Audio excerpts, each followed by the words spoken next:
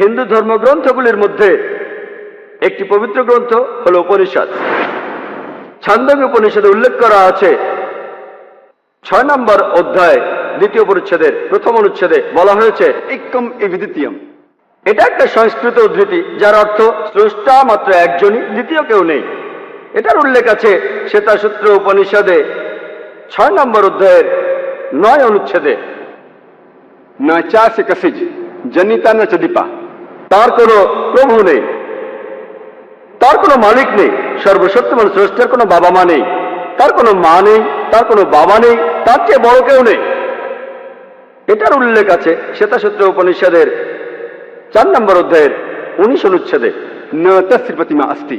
যার অর্থ স্রষ্টার কোনো প্রতিকৃতি নেই, সর্বশক্তিমান স্রষ্টার কোনো প্রতিমূর্তি নেই। এছাড়া বলা হয়েছে শ্বেতাসূত্র উপনিষদে